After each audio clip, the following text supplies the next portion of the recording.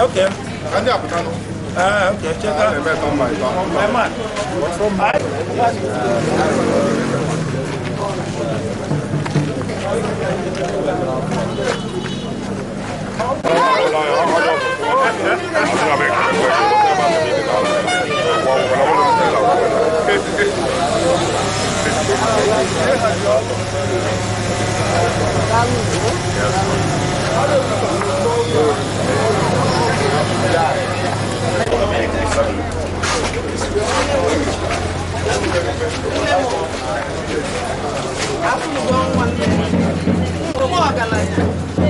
I didn't know.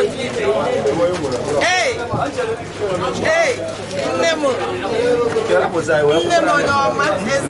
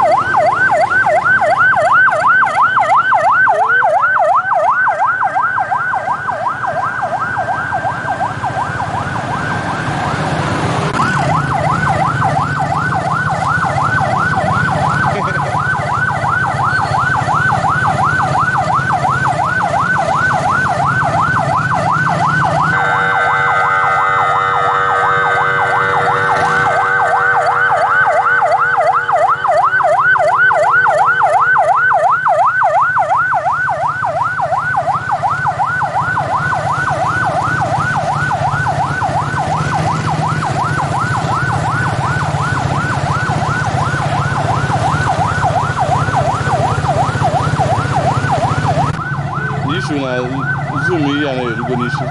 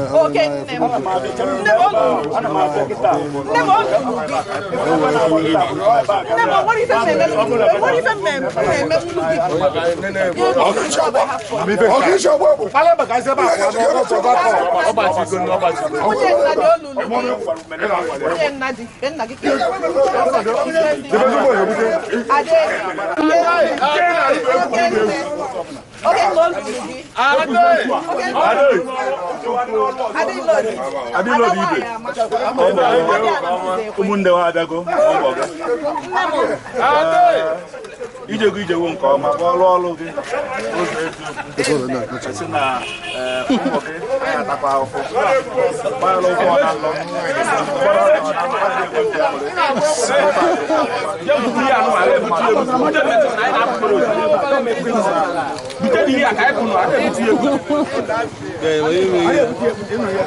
ya ka nna agwa ndị afa bịanụ ka anyị pụrụ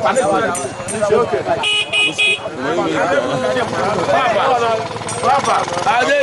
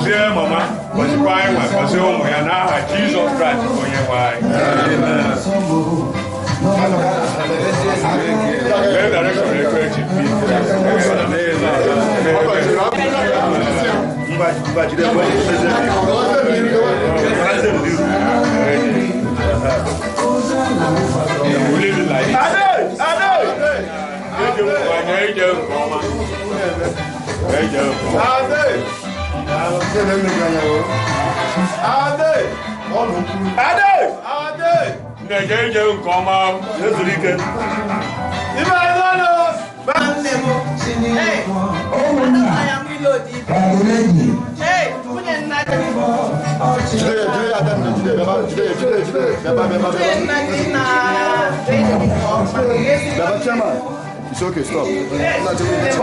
Okay, I know.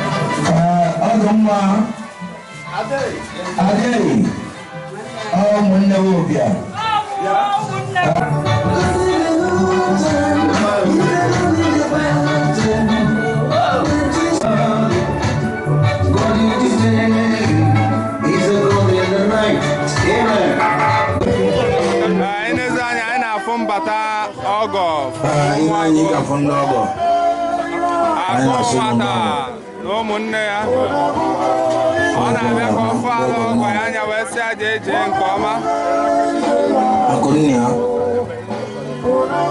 ibe akụnna na niile were ndị ọgọ bishọp anyị na-epụzi anya anyị na-afụ mbata ọgọ from ụmụagụ ọ na-abịa ka ọ fụ ala ọgọ ya anya wee sị aja eje nke ọma ndị ọgọ Ezefue family from ụmụagụ ndị ọgọ none ndị ụmụọgane anyị na-asụ ụlọ n'ọnọ akụ nwata chief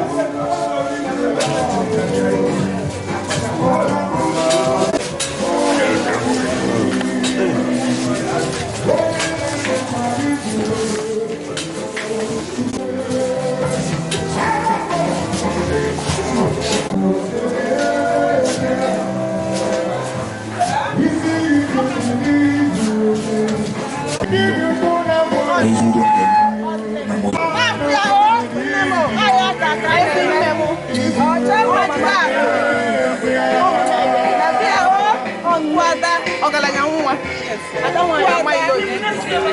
Ada Simon Nnadi nwa si na-ebi ọgaranya nwa mụrụ na-ebi ọgaranya ọ nne m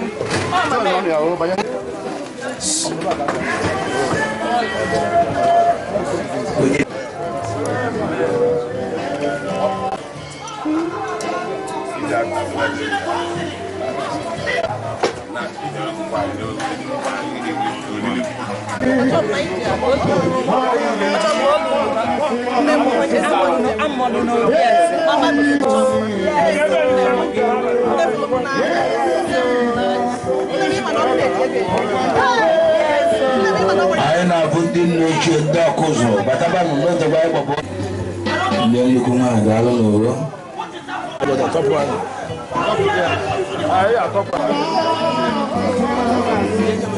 anyị na-epụzi anya anyị na-abụ ndị nna ochie from ọkụzụ ọ na-abịa ka papa ala mama anya wee sị aja eje nke ọma oke nwa mụ na obi ọgaranya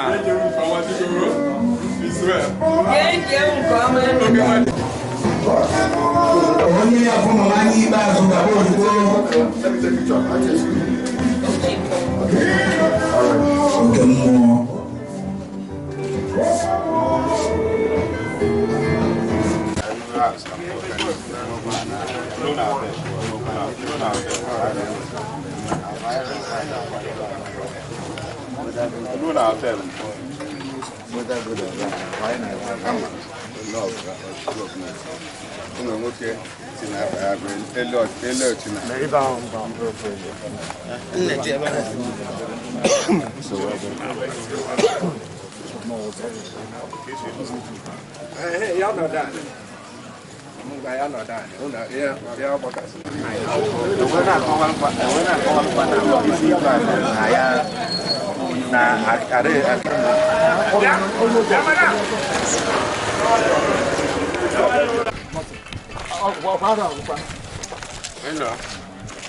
Hey. Aka na-ese ihe.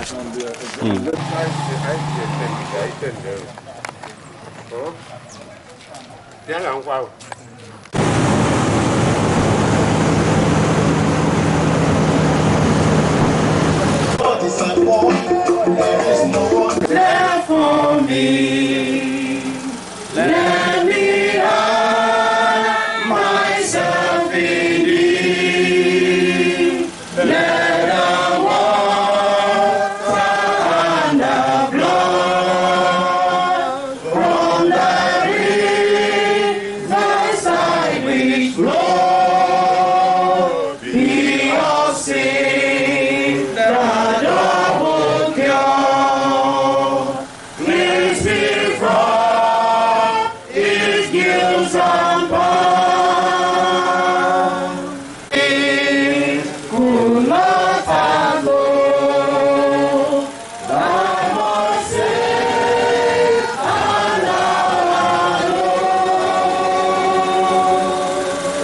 Pray.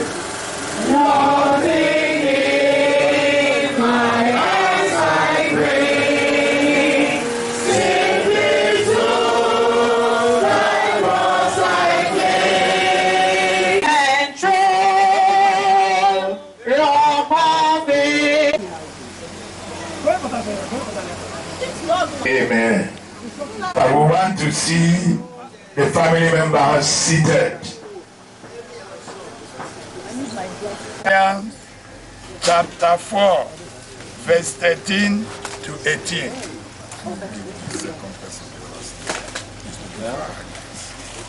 Barrister Kenneth, can you take us on the first Bible reading while your sister will be taking the first 13 to 18.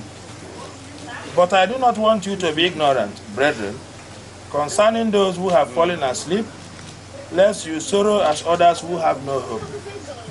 For if we believe that Jesus died and rose again, even so God will bring with him those who sleep in Jesus. For this we say to you by the word of the Lord, that we who are alive and remain until the coming of the Lord will by no means precede those who are asleep.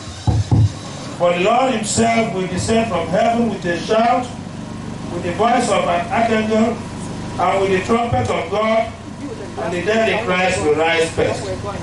Then we who are alive and remain shall be caught up together with them in the clouds to meet the Lord in the air, and thus we shall always be with the Lord.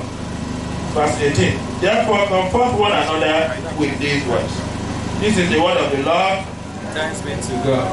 Be well as he sought of full salvation all is well. Happy is in God confiding, fruitful is in Christ abiding, holy through the Spirit's guiding, all must be well.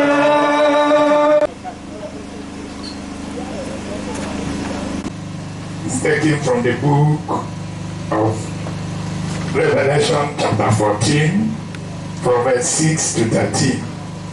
One of our mommy's daughter. God bless you, man. Thank you.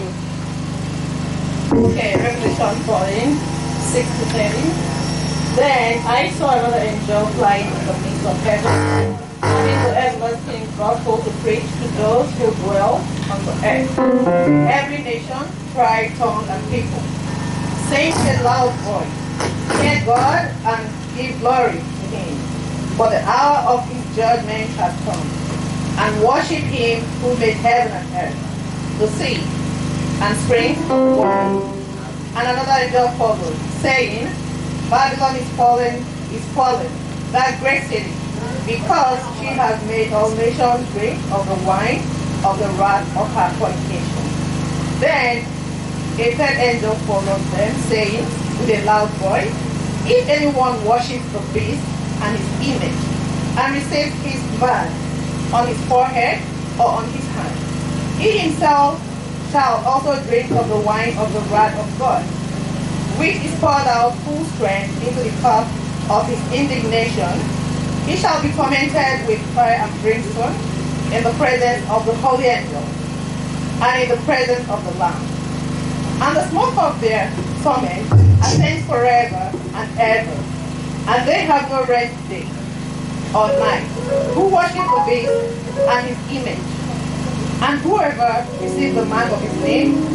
Here is the patience of the saints. Here are those who keep the commandments of God and the faith of Jesus. Then I heard a voice from heaven saying to me, Rise, blessed are the dead who die in the Lord from now on. Yes, says the Spirit, that they may rest from their labors and their works follow them. Praise it.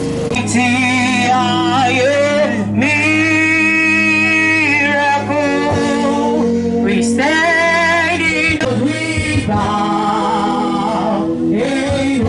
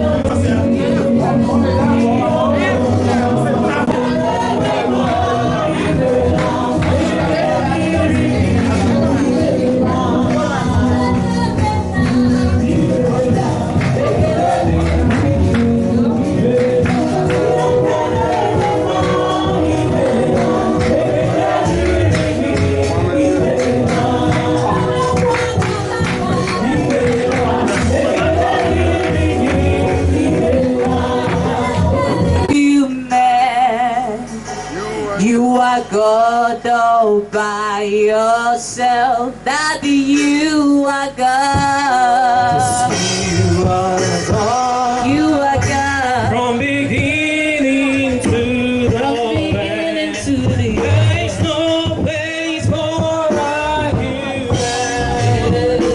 You are God all by yourself.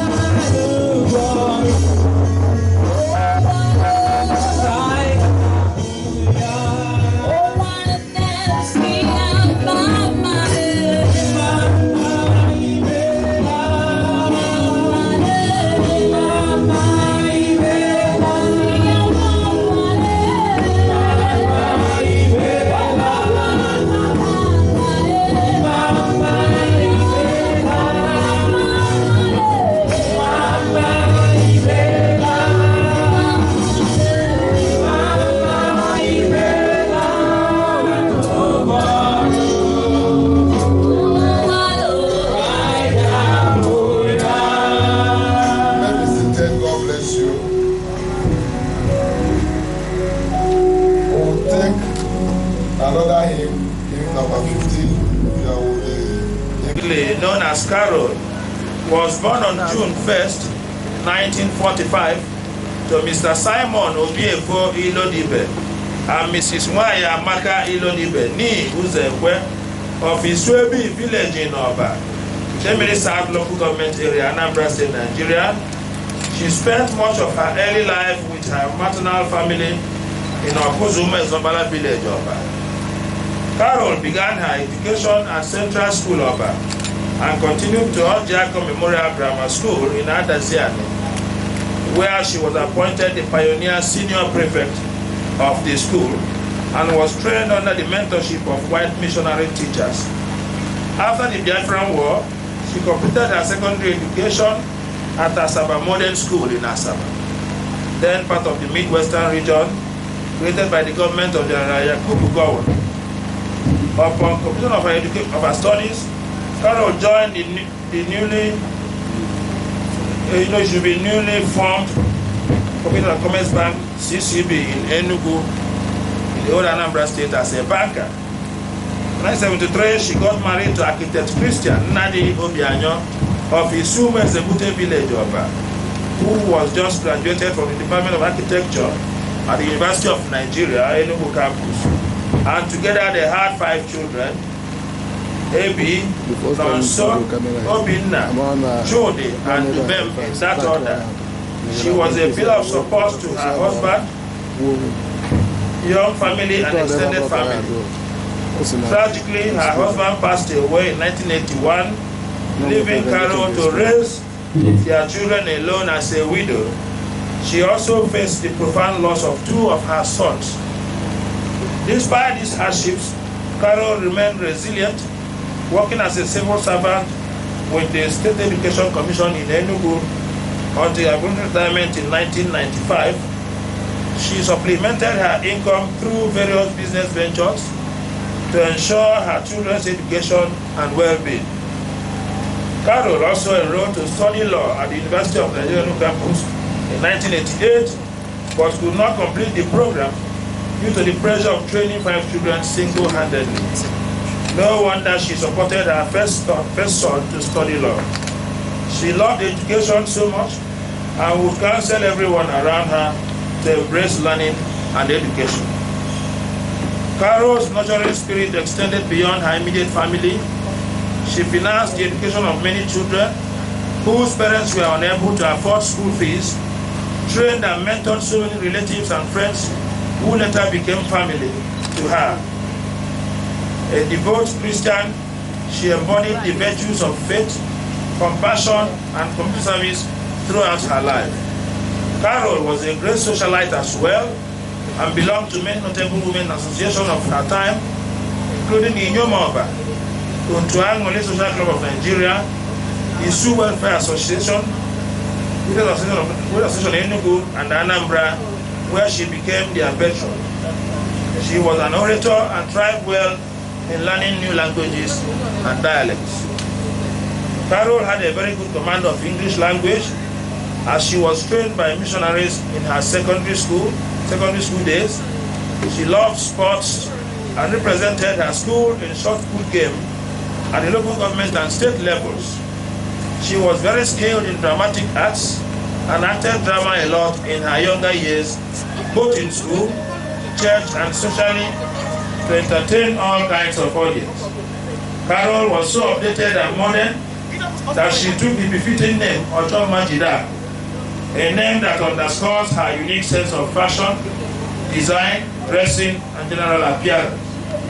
She was widely traveled and had been to India on a medical trip with her only daughter, and to South Africa, where she lived with her second son and family for a few years after her retirement. Carol was an Advent Christian, a Sunday school teacher in her church, a prayer warrior, and a counselor of the Word of God.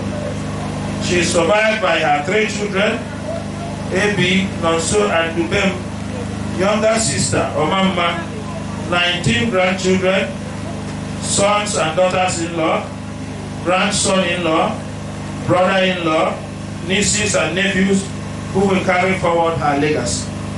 Carol passed away on September 29, 2024 in Asaba, Delta State, Nigeria, at the age of 79. Her life remains a testament to strength, generosity, resilience, and unwavering faith. May her gentle soul rest in perfect peace. Amen.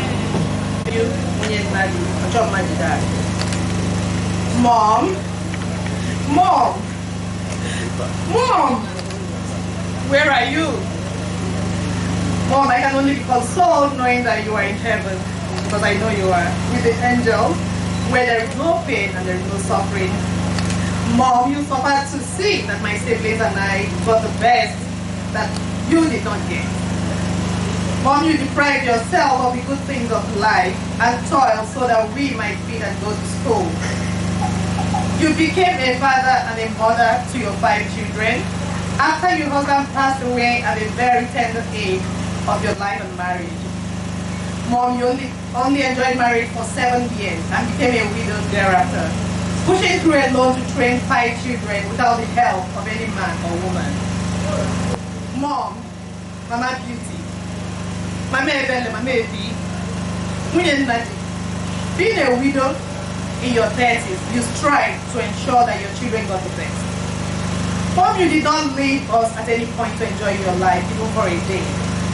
You gave me the best that you could. You gave us the best, Mom. Making sure that we went to best school. You toiled to maintain us at the standard where we were before the passing of my father. You trained 5 children single-handedly. And this is the time for us to appreciate and pay you back, Mom. But they took you away from us so soon. Mom, we were getting ready to celebrate your 80th birthday this year. You were so elated and happy when I informed you of the plan.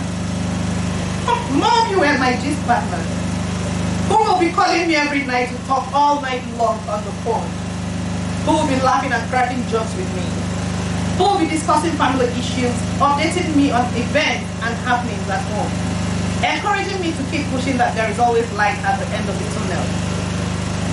Mom, who will be praying for me and my children every day? You made it your duty to become my prayer warrior and intercessor. The first 5 minutes of your calls were always prayers, and you will not start any other discussion until you finish praying for me and my household. Mom, you were my best friend. Mom, you are my gist partner. You carried me along so much with updates and information that made me feel like I lived back home with you. Mom, you had a very soft heart and forgave easily. And that was a very rare quality you had. Death took you away from us at the time when I least expected. I was caught off guard by the events that led to your death. At the news of your death, it felt like a warrior was defeated. But who am I to question God? He alone knows the best, and thereof as it happened that way. Mommy, Nnadi, be rest assured that God willing, I will handle the mantle you handed over to me very well. And if you dad could see, Mom, you will be so proud of me. The family you left behind under my care will not suffer, Mom. Not under my watch, as long as God lives. I will continue to make you proud, Mom. I am proud to be called your daughter. You were my hero, Mom. You were a fighter. You were resilient. You were strong. You were tough. You were just unbreakable, Mom. You were my superwoman. I love you so much and will continue to love you. There is no day I don't remember the good moments we had, Mom. The memories we shared are indelible in my heart and cannot be erased. You were my superwoman, Mommy. May God receive your soul in heaven. You were a blessed woman on earth, Mom, and will be a holy woman in heaven. May God give me my siblings, your grandchildren, our families, your relatives, your sister, friends, and well-wishers the fortitude to bear this great love. Goodbye, Mom. Goodbye. May our good God receive you in his bosom. Amen. Amen.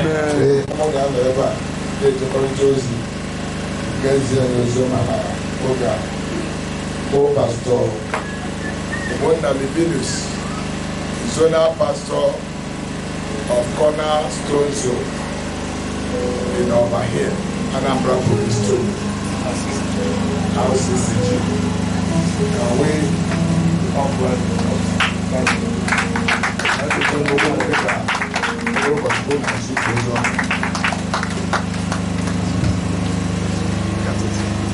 Amen. Amen. Kamu maka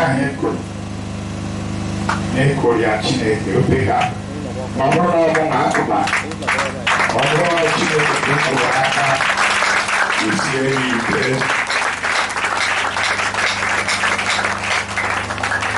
Praise the Lord. Hallelujah.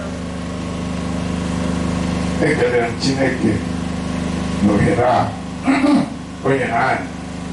Kawe guzo n'iru ụmụnna ikwu okwu ukwu n'ụbọchị taa a na-eji mama karụ. Biko mmechi ịga n'oyibo n'Igbo n'ihe oge ka anaghị enwe ga-akpapụ ya ka ebe ebere. Eternal Rock of Ages, we want to bless your name. Daddy, this is the message Mommy Carol will preach, and she's preaching it through me. Lord, I have myself over to you. Let the word have free course in my mouth. With this word, may giants be drawn to the kingdom of God today in the name of Jesus. Amen. Do what only you alone can do. In Jesus' mighty name we pray. Amen. Turn your Bible with me. Psalm chapter 90, verse 12. Psalm 90, verse 12. I've also read Psalm 39, verse 4. So teach us to number our days, that we may apply our hearts unto wisdom. I take it again. So teach us to number our days, that we may apply our hearts unto wisdom.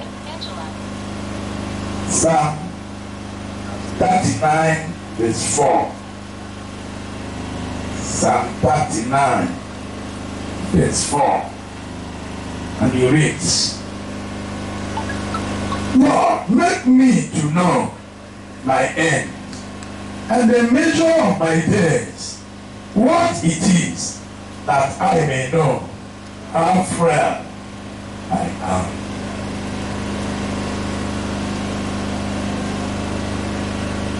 Onwe abụ na-abịa ebe a na-enye ozu dịka ịgbakọ.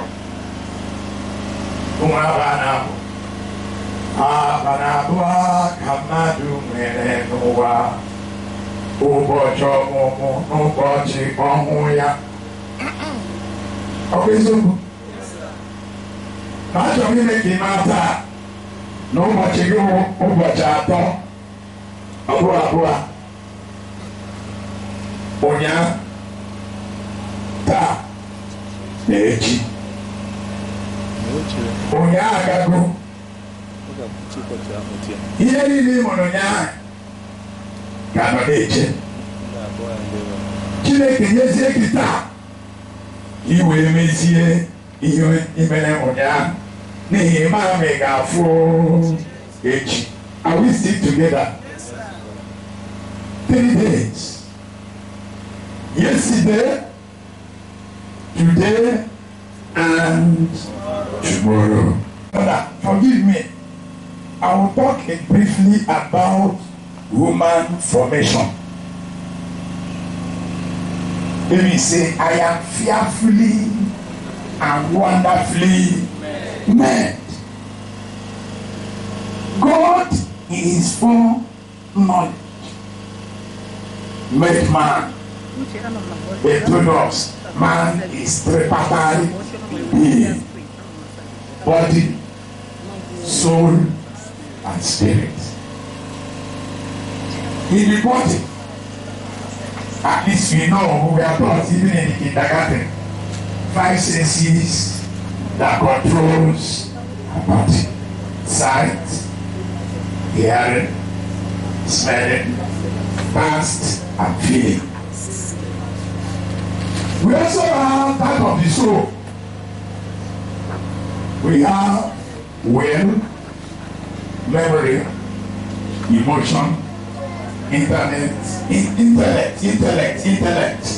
and then imagination. Let me see if I can still get it better. Will, memory, intellect, imagination, emotion, and then you have your spirit. There's no way to know the spirit than to know it through God. And if you don't know that you are a spirit being, if you have ever slept, the real you is somewhere. It could be in the bank, it could be in the marketplace, it could be in the church, it could be even where you are preaching, like me. The one preaching that time is the you. And that is the you God said, the preacher is saying, so that we could apply our hearts unto wisdom. Our hearts unto wisdom. Sometimes, because of what we can see, we mortgage our spirit man with those mundane things which are subject to change. As it were, these 3 compartments that makes you, 2 of them grows old. Only one don't grow old. The spirit does not grow old. 30 years ago, you don't see the line in my forehead. And this line now is telling me I am growing old, whether you believe it or no. Yes. They call it wrinkle. Meaning, body can grow old. Also the soul, let's use for intellect, for example. The intellect helps you to assimilate. Time is not there. You begin to ask yourself, but I think I came inside to pick something. I'm sorry, but I came in. That is telling you that that's your wonderful intellect that can also grow old. So there are reasons why you should be wise enough to know that these 2 compartments of you that cannot inherit the kingdom of God, but they are doing everything possible to pull you down of life. I cannot help myself. Give me power to serve you all the days of my life. Satan, listen. every covenant I've entered with you, knowingly or unknowingly, openly or secretly, I reject them. I denounce them. You are not mine, I am not yours.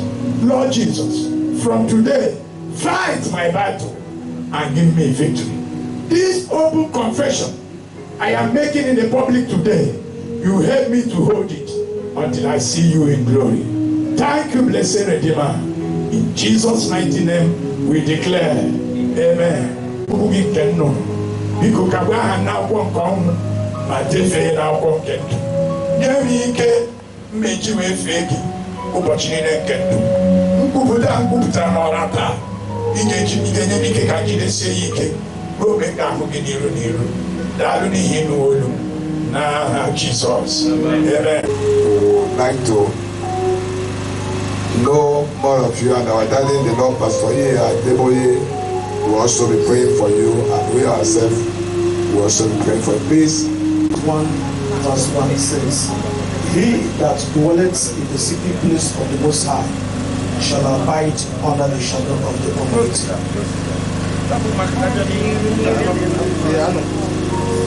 Amen. Then, before I pray again, Proverbs chapter 24 verse 10.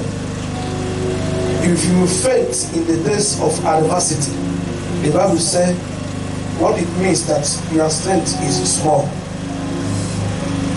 Now when you're on a governor, you must push on, you must forge ahead. In any circumstances, you must continue moving forward. So I pray that God Almighty will cover you, shelter you. Father, I decree in the name of Jesus Christ of Nazareth, I present this family before you. Nnadi, Papa, I may whoop you, keep our home, keep comfort to her, keep make her continue happy like an azu. The habo sa, but he had a button also. Equene and chota of Henimeha. Go Puta, Nebu Haka, Ibarosa and Isi. He hope like to make a havoc slide there, Jehovah roll away out of their way. In Jesus' name we decree. Amen. Father, I may put you up. Oh, where any Pharaoh, not somewhere. You can ask okay, let us see. We stand here as oracle of God with the unction that is functioning in our life to pass decree any Pharaoh that will raise his ugly head against these children of God. Let that Pharaoh fall, never to raise up again. In the name of Jesus. Amen. Father, I'm going to go back to their respective places to continue their normal business, daily activities. Father, guide them. Amen. Give them journey mercy. Amen. Give them peace. Amen. Give them unity. Amen. Give them harmony. Amen. Give them understanding of the word of God. In Jesus' name we decree. Amen. Father, I seal them with the blood of Jesus. Father, continue with them as they continue serving you. In the name of the Father, and of the Son, and of the Holy Ghost. Thank you. God bless you. And as Mama follow Jesus to the end, you will follow him to the end. Mama is wonderful when it comes to when she left only churches and army to family. He will restore it back to them in the mighty name of Jesus. We are the Redeemed Christian Church of God. Don't take offering.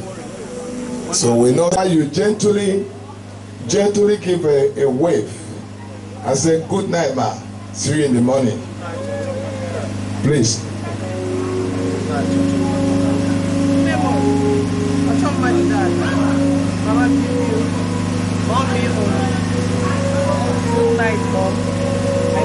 Believe that if you run this race to the end and Mama make heaven, you also will see Mama at that glorious morning. So she's not dead, she's sleeping, as our master told us that every saint that have gone to glory is sleeping.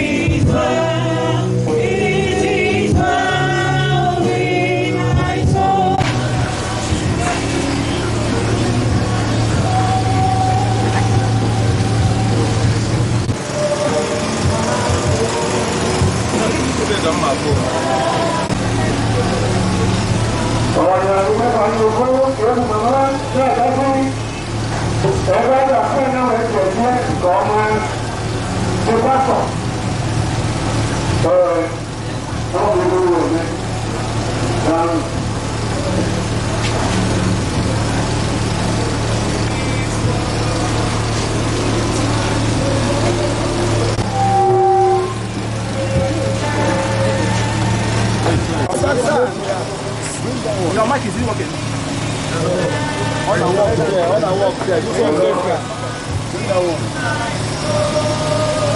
My soul. We have balance of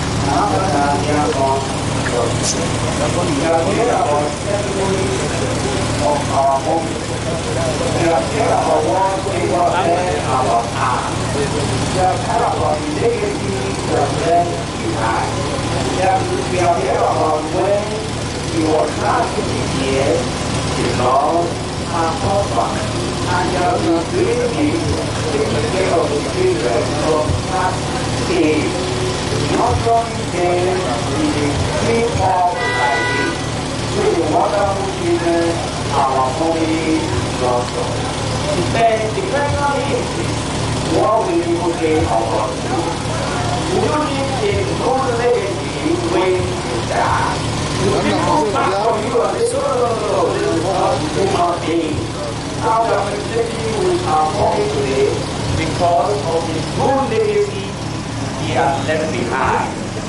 What would you leave behind? What will be your legacy at the end of your days on earth? Order on it this afternoon. And if you are still on the wrong path, then you need to address yourself. It is written, according to the book of 9:27, it says, appointed unto men to die, that there comes judgment. Which judgment will they pass on you? which treatment we got, yes, it is befitting on you. We are warrior, a lover of God, a lover of people, a lover of men, and not discrimination. And the Lord of children, even when one is there about you. I want you to know you are not the owner of your life. One day will come that the trumpet will sound. And when the trumpet sounds, where will you go? According to Revelation 22:12, he said, I come quickly, and my reward is with me, to give unto you, according to your word shall be. Which work will they reward you with? Father of the way and alive, please follow me. Mama was a prayer warrior. Mama was a contributor. Mama was a lover of God. I want you to follow this kind of precept. I don't want you to be saying that, oh, they give that precept, they give that legacy to your children, to your children, to your children, to your children.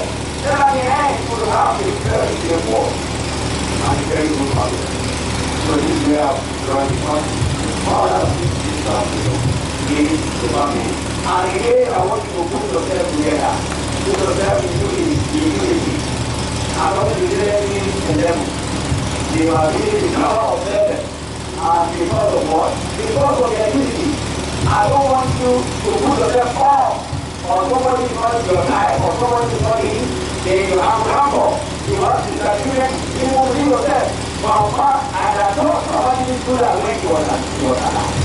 Please put yourself together. Now, Mama has died. Now, what will you do to put that head in the game of Mama? You will take what you're supposed to be saying. Now, every one of us here, you want to know, and I want you to know, that one day, this thing will happen to you. What will you be the people you will be talking about? What will they care about you? Father, we thank you, we worship you. We give you all the glory, we give you all the honor. For your called your daughter unto glory. And we are doing the befitting burial today. Father, we sanctify the grave in Jesus' name. Father, we sanctify this grave in Jesus' name. Thank you, our Father. In Jesus' mighty name, we are praying.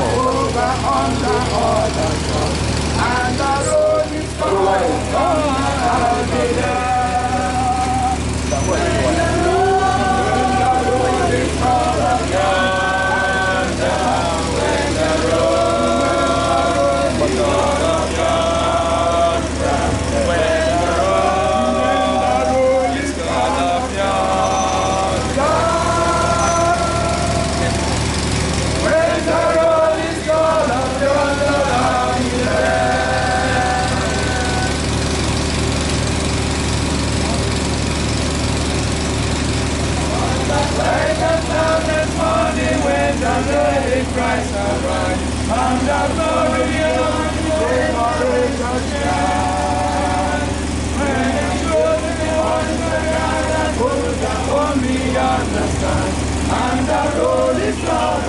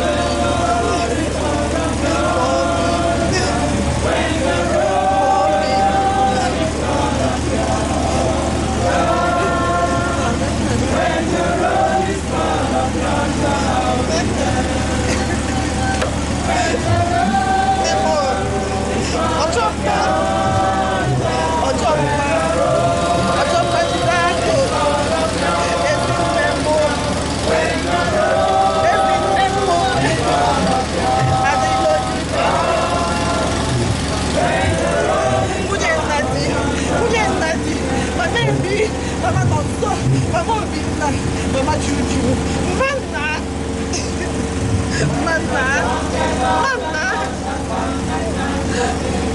Maybe. Ma Juju. Mama.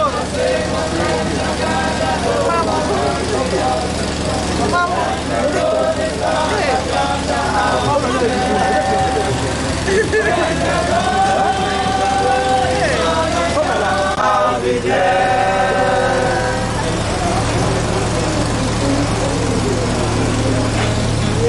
On the bright and cloudless morning when the dead in Christ arise, and the glory of His resurrection share.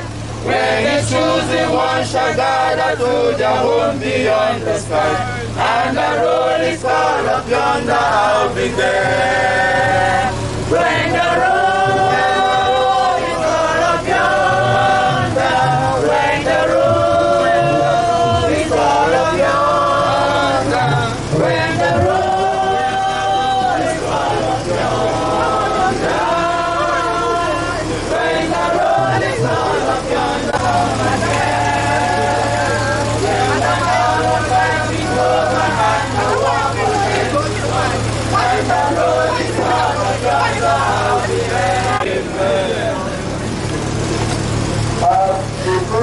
This days and of the past, without having the hope of restoration, into life everlasting through our Lord Jesus Christ, who shall transform our poor bodies into His own likeness, which is glorious, according to the Almighty word by which He will subdue all principalities by Himself. And I heard a voice from heaven saying unto me, Rise, blessed are the days who died in the Lord from henceforth. Yea, say the Spirit, that they will rise from their level, and their works will follow them. Almighty Father, I give you glory and honor, because thou art the owner of life, the giver and the keeper. Our own life at the end of the journey here on earth will come back to you. We thank you for our daughter, our beloved sister Carol, who have lived and lived for you and returning back home to you. Lord, I pray that as we have laid our down in this Mother Earth, your mighty hand will keep this very grave, protect this grave until the very day to return back to rapture her.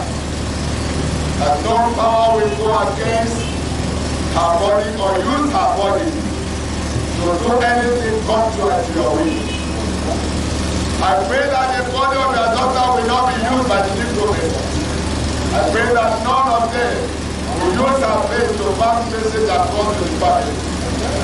I pray that no power will ever do anything in this grave to affect the family. I pray that Jehovah God, you will release your angels to watch over this grave and protect this grave. I pray that you will not allow the enemy to attack the family, and that will cause people to come and say, that's a message for your mother. I cancel such in the name of Jesus.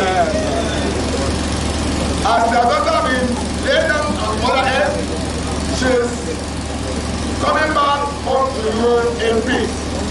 And no other person of this family will die young. We thank God that Mama did not die young. You will make other one thing to live more than Mama in the name of Jesus. Amen.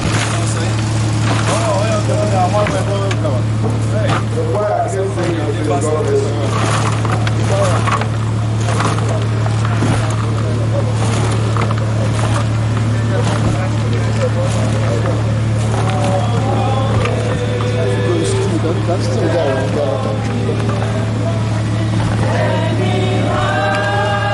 Myself in thee, there's no one.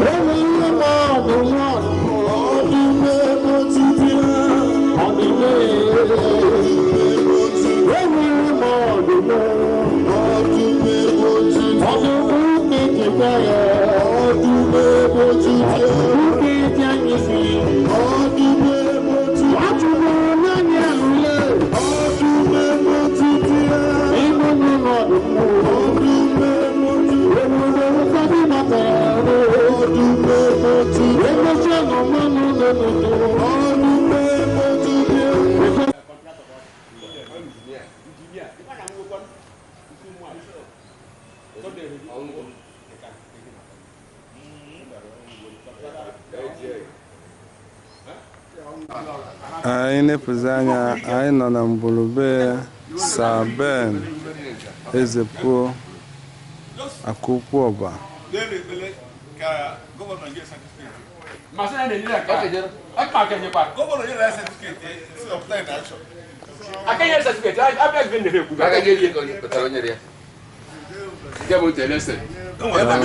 Stage by stage. Après stage by stage. Dans na motion, on fait pataria. Akụkwu Ọba. Good afternoon, sir. Sai Kenegio. Osina Mego no Munya. Dalo, Saka Matafaga. Oh, Naki Pogono, why are they Kayamal? Okay, no shinne. Saki, why could be doing no business? We did now, but Madon, we are out on Madota. Yes, sir. And I'm the Akaino Okum. Bako Watana. No Kaira will be do. Oh, yeah. Kaira will Chukan. Money had the joke near Moya. Oh, money had the J. Bunkaija and Car, Messi and Workers, I wages and cable. Oh, money had a note. My Munina no qua, we go to my foundation. Oh, yeah. So now, if we're not a good, oh, yeah. I'll take when I believe. Oh, yeah. Osina Mego no Munya. Dalo.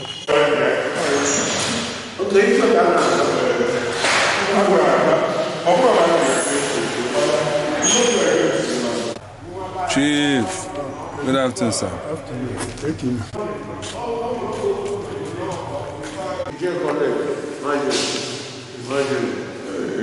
No. Obi ni nke mara n'ọba. Ojiji egwu aja.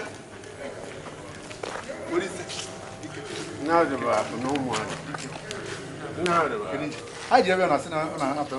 Apụta ndị mmadụ jejere unu. No.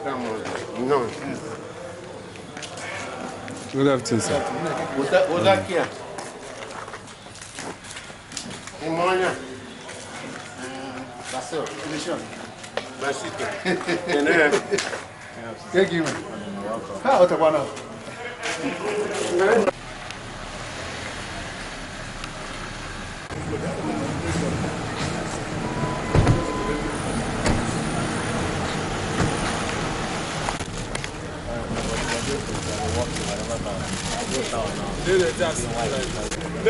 Obianyo, make plan and follow control. Yeah, quasi again. All I control are in family number. God forbid. I follow now. It's on and then Give me my man. Dalo. Agu Baka. No.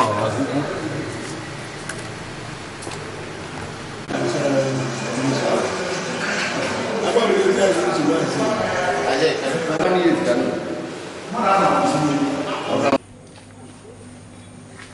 afternoon.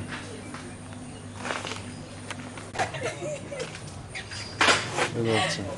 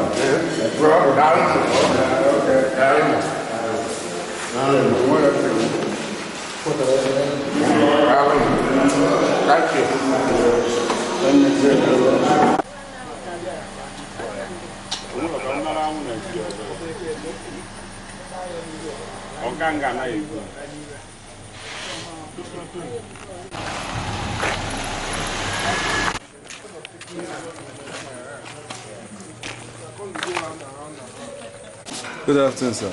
Okay. No. Hello.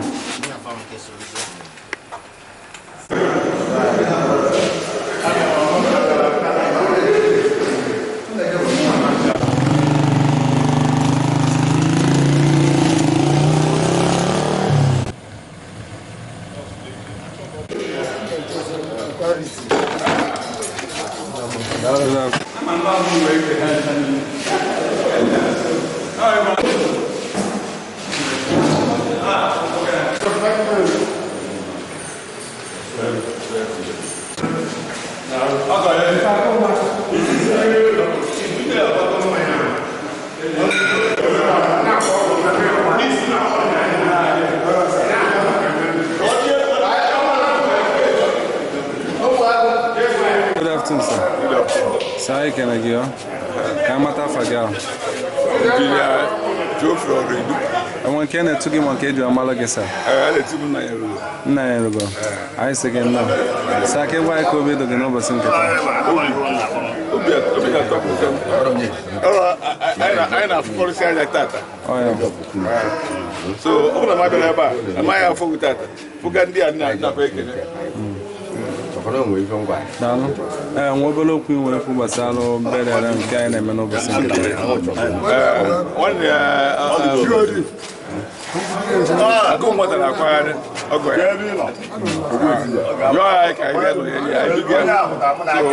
came out to join.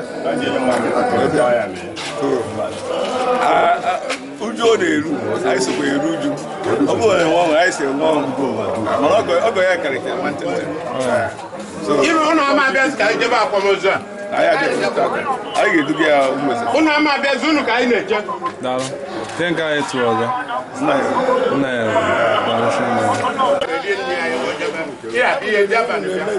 Yes, sir. I go cat. Dalo. Dalo. Oh yeah. Oh yeah. Yes, sir. Yes, sir. I can again. I go cat. Dalo. Ani. Hey. No day.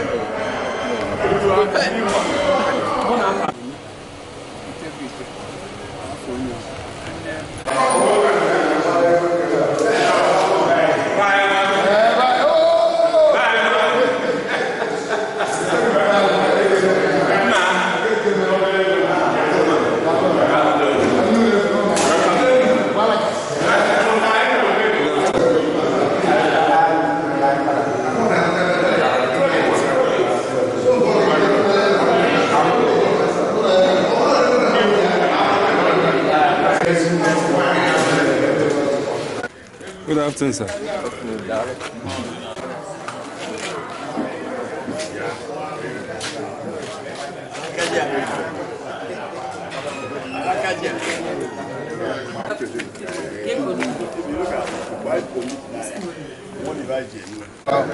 Pusher.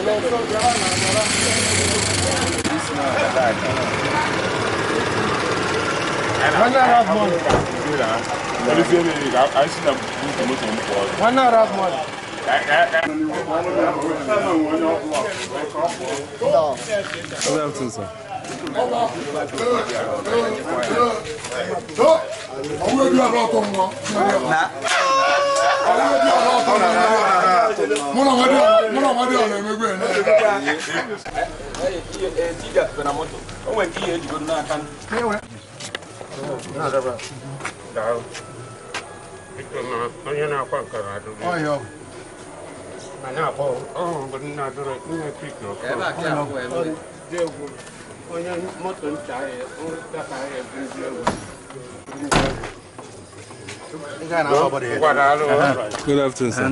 Sorry, can I go? Thank you. Mama abo mini na mbogi na Okija. Onye abezi boy nwoke. Sake why ko be do gino basa. Obi mama no. Mara anwo na anwo. Mara ada mo enwo anwo. Mara ada akanka. So mana anwo ihe yeme. Aya jog. Ihe obara chiro Chineke o yeme. Ke wana bele na bele zunu na. Ombo sengeta. Ma ya rapu na rapu no ndedi zindo. Yes sir. Ka ha sobuzo Chineke. No ihe kere chu. Yes sir. Thank you. Okay.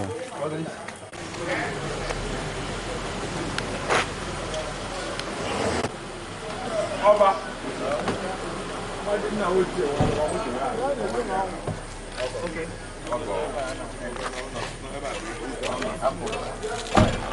Iya telilia na biva arabu. No bono kanno katarabu eto. Obo kono mwan. O chifu gemo.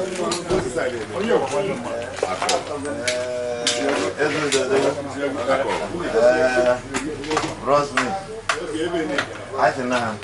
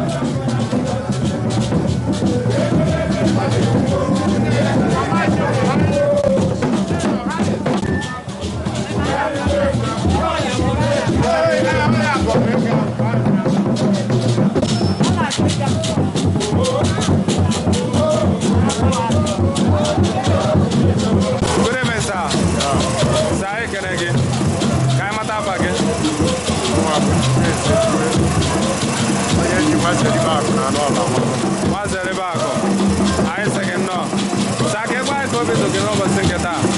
Ihe m anya na-ebudo obi chọọchị na anyị na-ịkpọ ọga anyị nwaanyị onye nke tọọ mmadụ tọ ahụ nwata akwụkwọ na-agba ọkụ ya nwaanyị bụrụ ọgọ nwaanyị so anyị anyị nọ n'erie nne m anya ebudo obi chọọchị na-ekwe taata ụbọchị niile ama ama kekwa n'ebe niile na-ebelu ọgọ nwaanyị azụ n'ebe niile na-ebelu ezinụlọ ọgọ nwaanyị lapụ n'ụbọchị nke taa a na-ebelu ka ọgọ nwaanyị alụsiri ọrụ nke Chineke kpọrọ ya ọ na-ayọ na ụmụaka ọ rapụ ahụkwa karịa ya nwa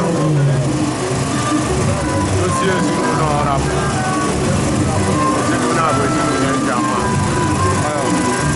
na-ayọ arụ na-esibi ike anyị anọkwa ogologo ndụ karịa mama Amen.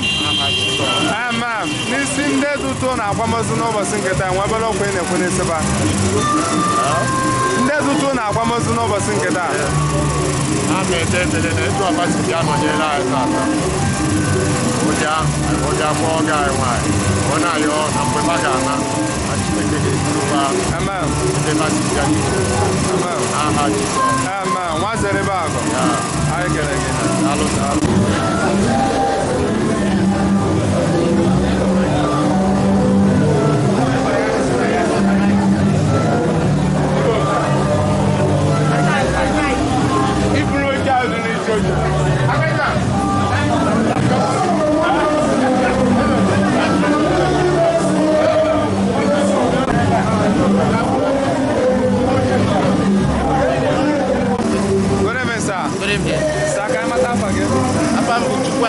Christian Ezekwe.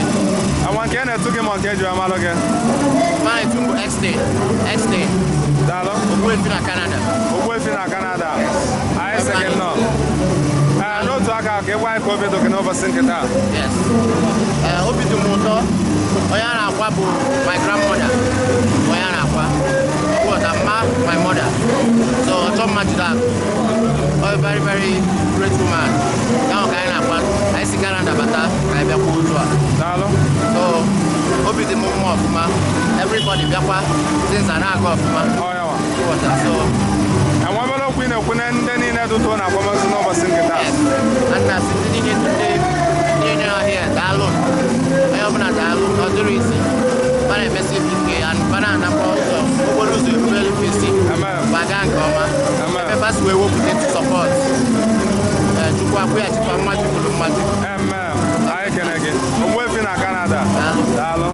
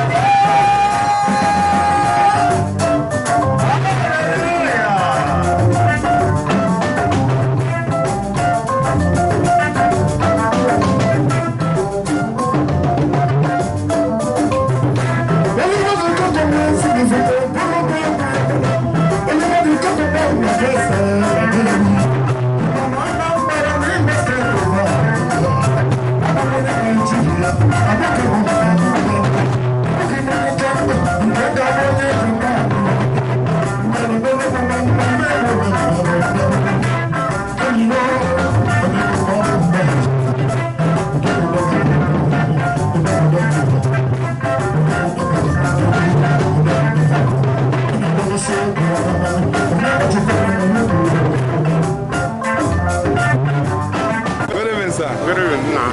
Anyị kene gị. Ana m ekenekwa unu. Ka anyị mata afa gị ahụ. Aba m sa Ben Ezekwo Akụkwu Ọba. Akụkwu Ọba. Daalụ Chinne. Ụbọchị taata bụ mmemme akwamozu ọgọ nwaanyị. Yes. Ka ị gwazi anyị ka obi dị gị n'ụbọchị nke taa. Obi m bụ sa aṅụrị. Onye ọbụla n'anya bụ n'obi bụ sa aṅụrị. Na anyị kere chukwu ekpere na mmiri ezoro taa maka na ọ bụ na mmiri izo o mebisia ife unu ya alụ na mmiri izo nyaa mana o zoro taa so n'ọya bụ na Jizọs nọ n'ọlụ n'otu aka ọsa ka ị gwa ya obere okwu gbasara mama nke atọghị n'ala n'ụbọchị nke taa. Mama bụ ọgọ nwaanyị ana m anụ ada ya bụrụ ndị dọta onwe mgbe m batara na ngwuru ahụ ụmụ ya pesi mpe ndadi ya nọ so enye m aka na-agbazi onye nwee ike ụmụazị niile ahụ na-akwazi ya na ịta na mba bụ gosi nne mama mmadụ na papa mmadụ so na nna-enye Chineke ekele na ndụ ya. Kekwana ebe niile ebele ezinụlọ na mama lapụ n'ụbọchị nke taa nke iso n'ofu onye n'ime fa. Ebele nna ekpe bụ na ọnwụ ọmụma ga-eme ka gbanwee ọganihu ego niile mpaghapụ okwu ozu a onye maka Naijiria dị taa ya ma na ọ bụrụ obere ego ka a gapụ ebe na mgbe bara eziwo na alụsi n'iru ọrụ ma ndị na-alụ ọrụ ego Chineke ya gọzipa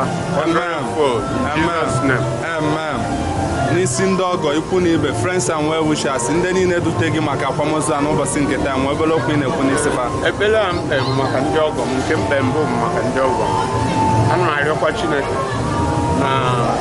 na ebe mama rapụ bụ onye na-eduba na-achịkwapa because na echi na-enwere onye ndu na-akpafu akpafu so ebe ọ m na mama nọ ka Chineke werukwa ka arọpụta onye ọzọ ya bụ onye nduba ka ha nwee udo karịa ka ọ nwee na mbụ ka onye nwaanyị kwuo ka nwoke kwuo ka nwaanyị nọ ọbawo na-ebi n'udo ngwuru ezinụlọ bawodu n'udo maka na ebe ọ bụ n'udo na-adọrọ na ọganihu adị ya n'aha Jizọs.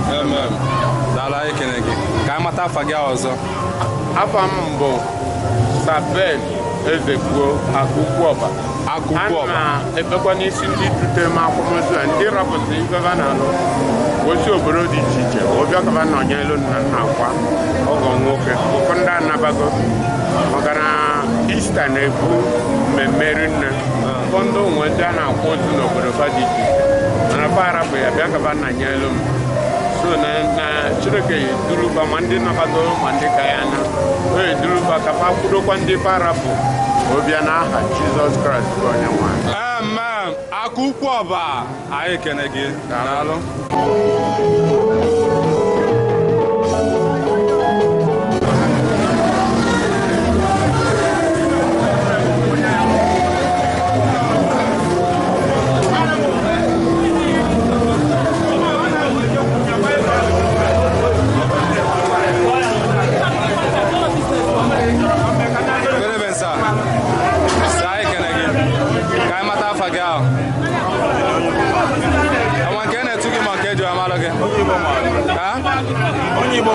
Onye Igbo maalụ. Daalụ. Ka ị gwa anyị ka obi dị gị n'ụbọchị nke taa. Anyị bịara ụzọ ọgọ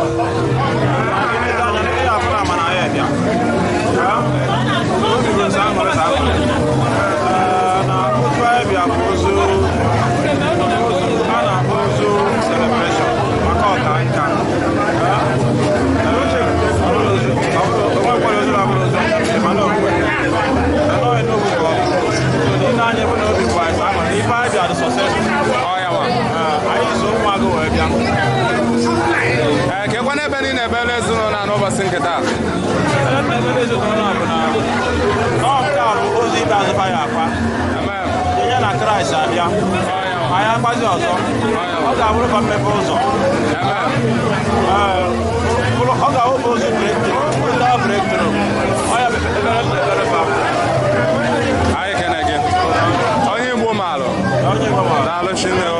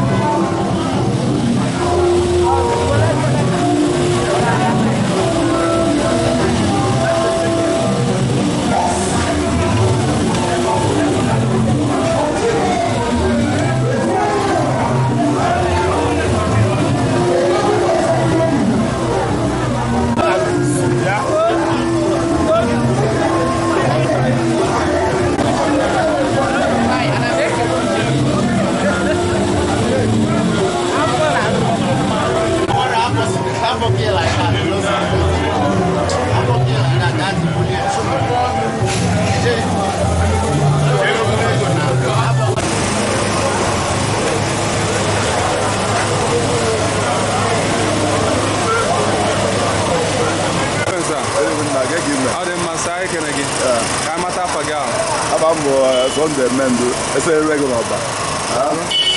Ke gwa ko be do no ba tin ka sa. Na, o ru za ngale, a di de wan no ke. Abu ezu ogo. Ada ke be chi de ke ni ne ka. Na, o ti na ga da no na ga na na. Oh ya ma. Ba ga be ga cheli. Oh ya ma. Ke kwa na be ni ne bele zu no na mama la po no ba tin ka. Ne bele zu no ba go na ru sike. Amen. Na no ndo na bu onwo. Apa o ne everybody do up. That baga you look wow. Amen. Amen. Then so Chineke anọghị ebe. Daalụ. Ibo na fa na-eme ya na-aga. Daalụ. Daalụ. Ke nga etu ọzọ? Esere ego n'ọba. Esere n'enu ego.